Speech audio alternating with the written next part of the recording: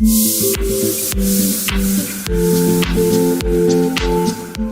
ہم آپ کی ملاقات کروانے جا رہے ہیں عبدالماجد قریشی صاحب سے، جو کہ پاکستان کے سب سے کم عمر پرائڈ آف پرفارمنس ہیں۔ انہوں نے یہ پرائڈ آف پرفارمنس جو ہے خدمات کے شعبے میں حاصل کیا، اور وہ خود بتاتے ہیں کہ وہ زیرو سے ہیرو تک کیسے پہنچے۔ آئیے ان سے ملاقات کرتے ہیں۔ السلام علیکم قریشی صاحب۔ وعلیکم السلام ملک صاحب، کیسے ہیں آپ؟ الحمدللہ، آپ کیسے؟ ٹھیک ہیں قریشی صاحب، یہ جو آپ کو کم عمری میں ملا ہے، آپ سب سے کم عمر جو ہے تو پرائڈ آف پرفارمنس ہے، یہ بتائیے گا کہ یہ کسی کی دعا تھی یا آپ کی اپنی محنت پہ آپ کو پرائڈ آف پرفارمنس اتنی کم عمر میں ملا ہے؟ ملک صاحب، سب سے پہلے تو میں آپ کا بے حد شکر گزار ہوں کہ آپ نے اپنی مصروفیت میں سے تھوڑا سا ٹائم دیا، ہماری طرف تشریف لائے۔ صدارتی ایوارڈ برائے حسن کارکردگی پچھلے سال 2021 میں مجھے 23 مارچ کے موقع پہ ملا تھا ایوان صدر اسلام آباد میں، اور یہ کسی کی دعا تھی، کچھ لوگوں کی دعا شاید ہوتی ہوگی۔ میرے لیے یہ میری اپنی ایفرٹس نہیں ہیں، میری ایفرٹس اپنی اتنی ہوتی ہوں گی، لیکن شاید پیچھے جو دعاؤں کا اثر ہے وہ اتنا دعاؤں کا اثر ہوتا ہوگا کہ اتنی کم عمری میں بھی اور پھر اتنے لٹل ایفرٹ میں مجھے صدارتی ایوارڈ کے لیے اللہ تعالیٰ نے الحمدللہ یہ اس صدارتی ایوارڈ سے میرے اس کام کے لیے مجھے میرا انتخاب ہوا اور صدارتی ایوارڈ مجھے ملا۔ ماشاءاللہ۔ اچھا، یہ بتائیں قریشی صاحب کہ آپ نے جو شعبہ منتخب کیا ہے وہ خدمت ہے اور انسانیت کی خدمت ہے، لوگوں کے لیے ویلفیئر کا کیا کیا کام آپ کرتے ہیں؟ یہ تو بہت لمبی سٹوری ہے، اور یہ کویشچن آپ نے ایسا کیا ہے جیسے کہ پشتو والی بات کے سمندر پر کوزہ کے بندول۔ جی ڈفرینٹ ہمارے ادارہ ہمارا ہے طرز فاؤنڈیشن، جس کا فاؤنڈر اینڈ پریزیڈنٹ ہوں میں، اور اس کے تحت ہر نیک کام، ہر وہ کام جس میں ہم کسی انسان کی خدمت کر سکتے ہیں، چاہے وہ انسان ہو، چاہے وہ جانور ہے، چاہے وہ جگہ ہے، چاہے وہ کسی چیز ہے، کوئی بھی نیک کام ہو ہم اس میں خدمت کرتے ہیں، چیریٹی یوٹیلائز کرتے ہیں، اور کسی بھی شکل میں، چاہے وہ مریض ہے، چاہے وہ بیوہ ہے، چاہے وہ یتیم ہے، چاہے وہ کسی کی شادی کے سلسلے میں ہیلپ ہو، چاہے کسی کو راشن پہنچانا ہو، چاہے کسی کا علاج ہو، تو ہر ایک نیک کام میں ہم اپنی خدمات پیش کرتے ہیں۔ لیکن کیٹیگوریکلی اگر دیکھا جائے تو تقریباً 15 سیکٹرز ایسے ہیں جس میں ہم کام کر رہے ہیں، جس میں فوڈ پروجیکٹس ہیں جس کے تحت ماہانہ راشن غربا میں، مساکین میں، یتیم میں، ڈسیبلڈ لوگوں میں تقسیم کرتے ہیں۔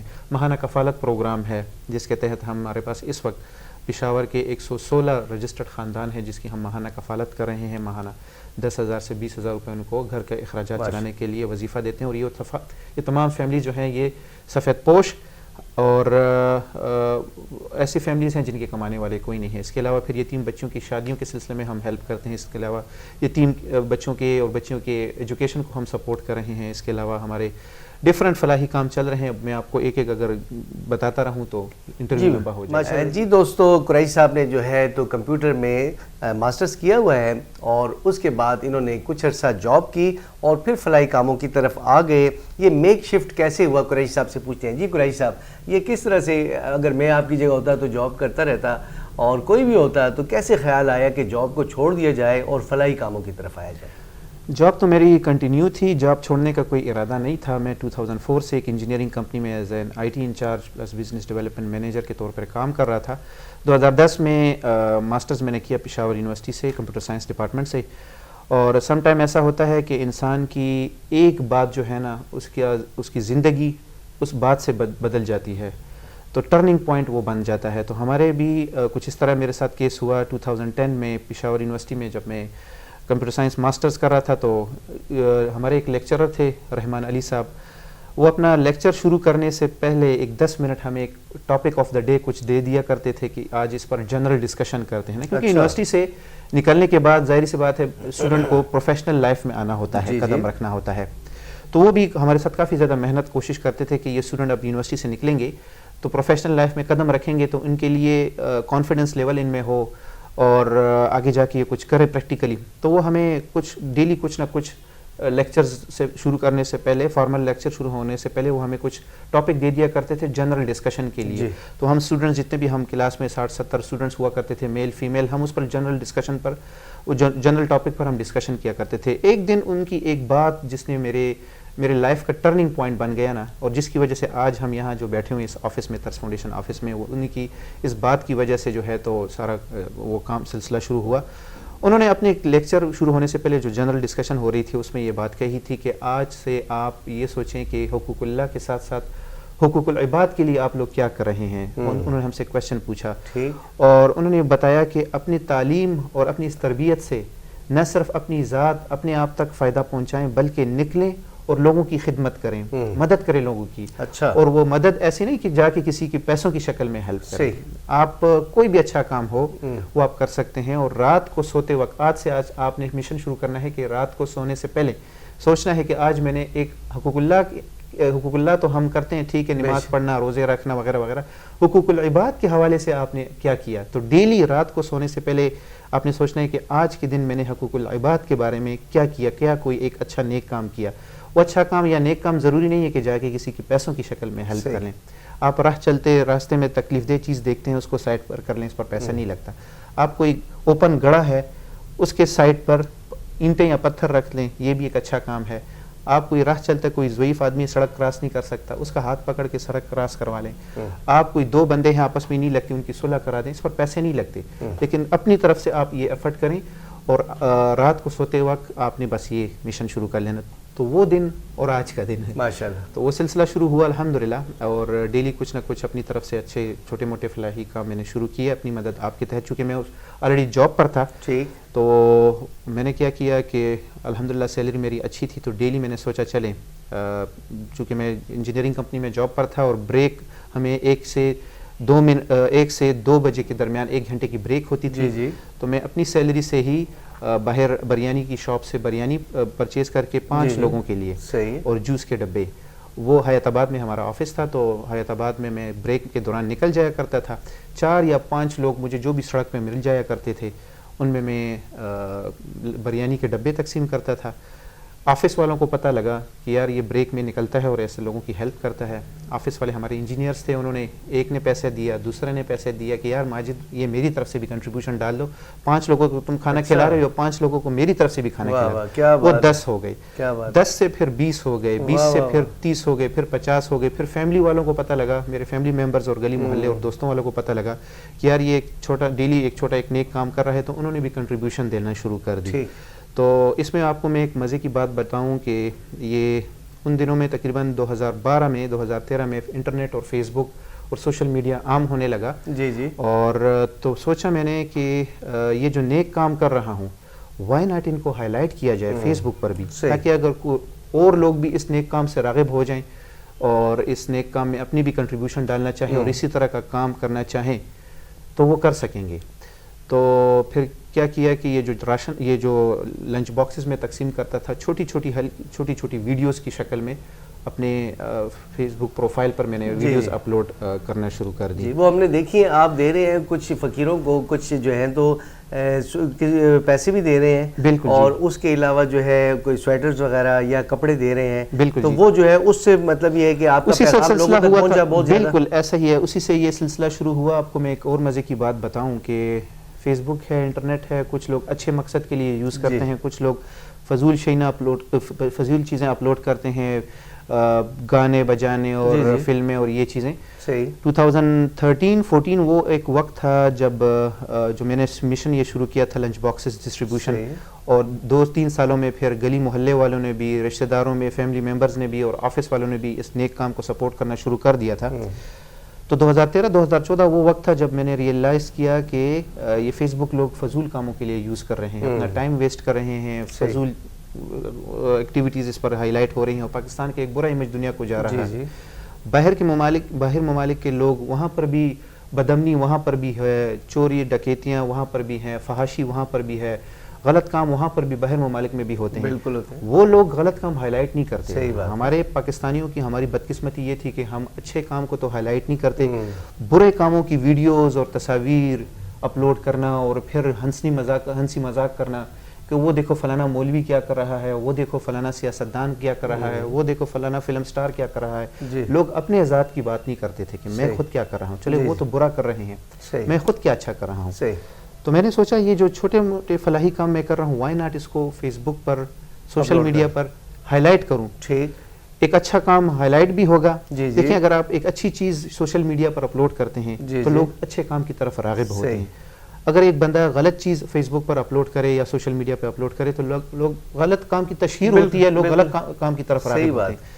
تو میرے لیے 2013 اور 2014 وہ وقت تھا جب ریئلائز کیا میں نے کہ فیس بک کا اچھا استعمال یوتھ میں ہونا چاہیے, اچھے کام کو اس کی تشہیر ہونی چاہیے. تو میں نے جو یہ لنچ باکسز وغیرہ تقسیم کرتا تھا سڑکوں پر, مختلف مجھے کیسز ملتے تھے, عجیب عجیب کیسز ملتے تھے. مثال کے طور پر ایک مرتبہ ایک ایسا کیس ملا, ایک پوڈری نشئی جو ہے گن کے ڈھیر سے وہ امرود گلے سڑے جو امرود ہوتے ہیں وہ کھا رہا تھا. اللہ معافظ. میں گیا اس کے پاس اور میرے پاس لنچ باکس تھا. میں نے اس کو پہلے میں نے اس سے پوچھا یار یہ کیوں کھا رہے ہو؟ کہتے ہیں بھوک لگی ہوئی ہے. تو میں نے بولا یار اس میں تو کیڑے ہیں, یہ کیوں کھا رہے ہیں؟ اس کو چھوڑو, جاؤ کسی ہوٹل والے سے لو نا, اس سے ریکویسٹ کرو کہ یار آپ کے پاس بچا ہوا کھانا ہے وہ مجھے دے دو. مجھے کہتے ہیں پشتو میں سرجی سوال رہنا نہ کی گئی, میں کسی سے مانگ نہیں سکتا. ٹھیک ٹھیک ٹھیک. تو وہ کھانے پہ مجبور تھا لیکن جا کے مانگ نہیں سکتا تھا. اچھا وہ میں نے ویڈیو آن کی ہوئی تھی, یہ چیز ویڈیو آن دا ریکارڈ آ گئی. اب یہ چیزیں سوسائٹی کو معلوم نہیں ہے. ہمیں تو راستے میں جتنے بھی نشے ملتے ہیں ہم ان کو للکارتے ہیں, دھکا دیتے ہیں, گالیاں دیتے ہیں, برا بھلا کہتے ہیں. صحیح بات. ان لوگوں ان بیچاروں پر کیا گزر رہی ہوتی ہے. تو یہ ایسی ریئل سٹوریز میں نے آہستہ آہستہ ہائی لائٹ کرنا شروع کر دی فیس بک پر, تاکہ لوگوں میں ایک موٹیویشن, لوگوں کو ایک موٹیویشن ملے, لوگ اس نیک کام کی طرف راغب ہوں. اللہ کا کرنا کہ اس کا ایک پازیٹیو فیڈ بیک ملا. جو چھوٹی موٹی ویڈیوز میں فیس بک پر ہائی لائٹ کرتا تھا, لوگوں نے وہی چیز کاپی کرنا شروع کر دی. اچھا آپ مطلب یہ کہ اور لوگ آپ کو کاپی کرنے لگے؟ اور لوگ کاپی کرنے لگے, اسلام آباد سے, راولپنڈی سے, کٹک سے, مانسیرا سے, کراچی سے, لاہور سے لوگوں نے وہی ویڈیوز بنانا شروع کر دی, اسی قسم کی ویڈیوز بنانا شروع کر دی. تو یہ بتائیں کہ آپ نے یہ جیلسی فیل کی یعنی پراؤڈ فیل کیا؟ نہیں سر, یہ تو نیک کام. دیکھیں ہم کوئی یا کاروبار تھوڑی کر رہے تھے کہ میرے کپڑے کی دکان ہو اور میرے ساتھ کوئی کپڑے کی دکان کھولے اور میں جیلسی فیل کروں کہ بھائی میرے کسٹمر وہاں جا رہے ہیں, میرا کام خراب ہو رہا ہے. نہیں, نیک کام میں اگر کوئی آپ کے کام کو کاپی کرتا ہے اس کو تو پورا ثواب ملتا ہے, اسی کے ایکولی آپ کو بھی ثواب ملے گا. ماشاءاللہ, کیا بات ہے. تو اس میں کوئی جیلسی نہیں تھی, بلکہ میں پراؤڈ فیل کرنے لگا کہ میری لٹل سی ایفرٹ لوگ کاپی کر رہے ہیں. اسلام آباد, لاہور, کراچی وغیرہ مختلف جگہوں سے رسپانسز آنے لگے کہ سر آپ کے کام کو ہم نے یہاں کاپی کرنا شروع کیا ہوا ہے اور ماشاءاللہ ہمیں بہت سکون مل رہا ہے. یہ بہت بڑی بات ہے. So that was the reason, ایک ون آف دا ریزنز یہ جو صدارتی ایوارڈ ملا اس میں پیچھے ایک یہ بھی تھی, ایک وجہ یہ بھی تھی کہ مجھے نہیں معلوم کہ ہمارے کام کو کن کن شہروں میں بلکہ کن کن ممالک میں کاپی کیا جا رہا ہے. بنگلہ دیش میں بھی ہوتا رہا ہے, انڈیا سے بھی رسپانسز آتے رہے. افغانستان میں 2 چیریٹیبل آرگنائزیشنز ایسی بنی جنہوں نے مجھے خود بولا کہ آپ کے کام کو دیکھتے ہوئے ہم نے بھی فلاحی کام شروع کیے اور کرتے کرتے آج ہمارا بھی ایک ادارہ ہے. اچھا, اب رول ماڈل بن گئے ہیں نوجوانوں کے لیے نا, وہ نوجوان جو کہ کچھ کرنا چاہتے ہیں, اللہ کی مخلوق کی خدمت کرنا چاہتے ہیں, تو میرا مشورہ ان سب کے لیے جی کہ آپ جو ہے تو قریشی صاحب کو فالو کریں, تو انشاءاللہ دیکھیں جی کسی نہ کسی کی دعا جو ہوتی ہے وہ زندگی بدل دیتی ہے. قریشی صاحب کوئی اپنے بچپن کے بارے میں بتائیں, کچھ حالات کیسے گزرے بچپن میں اور کس طرح سے میک شفٹ ہوا, ذرا تھوڑا سا آپ نے, تاکہ مطلب ہے کہ پتہ چلے ہماری جتنے بھی ناظرین ہیں کہ بھئی بندہ کہاں سے اٹھتا ہے کہاں تک پہنچ جاتا ہے. اللہ کی مہربانی ہوتی ہے اور بڑوں کی دعائیں ہوتی ہیں. الحمدللہ جی, بچپن میرا بہت ہی غریبی میں گزری ہے. والدین ہمارے بچپن میں ہی فوت ہو گئے تھے. میرے والد صاحب جب میں 5 سال کا تھا والد صاحب فوت ہوئے تھے. جب میں 12 یا 13 سال کا تھا والدہ محترمہ فوت ہو گئی تھی. ہم بہن بھائی تھوڑے سخت حالات گزرے ہمارے. وہ جو سخت حالات اور غریبی ہم پہ گزری ہے وہ چیز ہم نے دیکھی ہوئی ہے. یتیمی یسیری والی زندگی ہم نے دیکھی ہوئی ہے. لوگ آ کے بچپن میں ہماری ہیلپ کیا کرتے تھے. الحمدللہ اللہ تعالیٰ بھلا کرے ان تمام فیملی ممبرس کا جنہوں نے بچپن میں ہمارا ساتھ دیا ہے.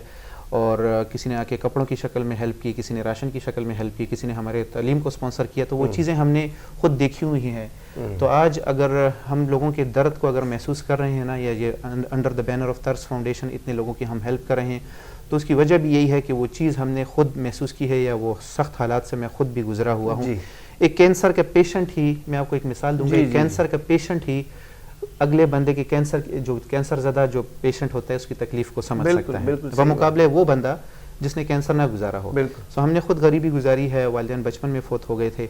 تو بڑوں کی الحمدللہ تربیت اچھی ہونے کی وجہ سے, الحمدللہ تعلیم اچھے کیے, تربیت ماحول میں ہمیں اچھا ملا, غلط سوسائٹی سے ہمیں بچا کے رکھا. الحمدللہ اساتذہ کی اس میں ایک اچھا کردار ہے. میں سمجھتا ہوں کہ جو ہمارے یونیورسٹی کے لیکچرر تھے ان کی ایک بات نے میری زندگی کا پایا بدل دیا تھا.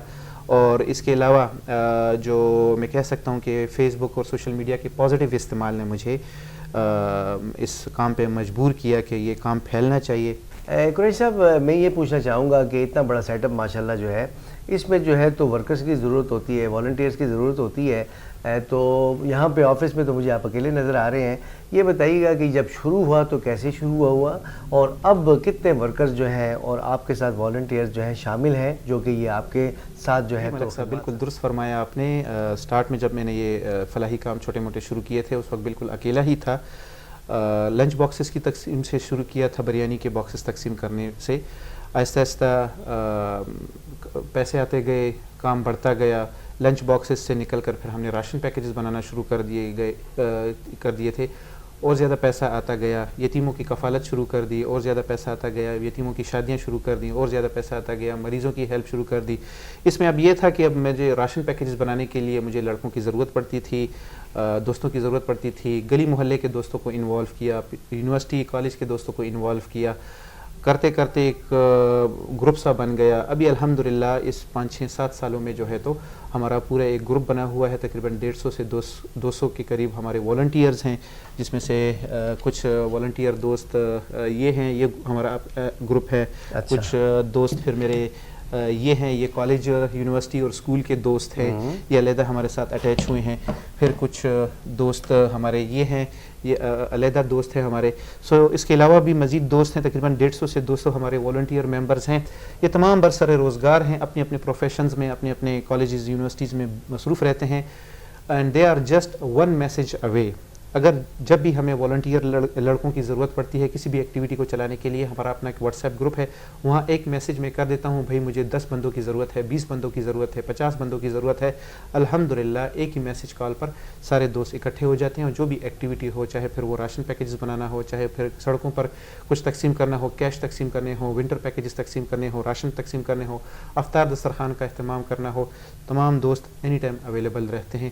سو یہ وہی ایک بات ہوئی. ایک شعر بھی ہے اس حوالے سے کہ اکیلا ہی چلا تھا جانب منزل, مگر لوگ ساتھ آتے گئے, کارواں بنتا گیا.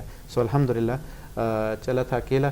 اب ان دوستوں کے تعاون سے جو ہے تو یہ پورا ادارہ چل رہا ہے, والنٹیئر دوستوں کے ساتھ بھی, اور اس کے علاوہ ہمارے 4-5 پیڈ سٹاف بھی ہیں, ان کے ساتھ ان کی مدد سے بھی یہ ادارہ چل رہا ہے. یہ بتائیں کہ طرز فاؤنڈیشن کو ناظرین جاننا چاہیں گے کتنا وقت دیتے ہیں اور مستقبل کے کیا ارادے ہیں, اور تیسری بات یہ ہے کہ ابھی جو ہے رمضان آنے والے, اس حوالے سے بھی آپ جو ہیں تو لوگوں کی خدمت کرتے ہیں. طرز فاؤنڈیشن کو تو تقریباً ابھی میں فل ٹائم دینے لگا ہوں. میں نے 2018 میں اپنی جو انجینئرنگ کمپنی میں میں جاب کر رہا تھا, وہ جاب تقریباً آہستہ آہستہ کر کے کوئٹ کی. ابھی میں یہاں اس آفس میں فل ٹائم ہوتا ہوں. ہمارے اس طرز فاؤنڈیشن کے زیر سایہ الحمدللہ ابھی ہزاروں لوگ مختلف شکلوں میں مستفید ہو رہے ہیں. اگر میں ایک ایک کر کے آپ کو بتاؤں کہ کون کون سے سیکٹر کے تحت, تو یہ بات بہت لمبی ہو جائے گی, انٹرویو بہت لمبا ہو جائے گا. رمضان میں ہم رمضان افطار دسترخوان کا اہتمام کرتے ہیں. پشاور میں مین گلبہار روڈ پر بھی, پھر نوشیرہ میں بھی کرتے ہیں, پھر چترال میں بھی کرتے ہیں. پشاور میں 2 ہاسپٹلز ہیں, وہاں پر بھی کرتے ہیں, اور ایک مردان میڈیکل کمپلیکس میں کرتے ہیں.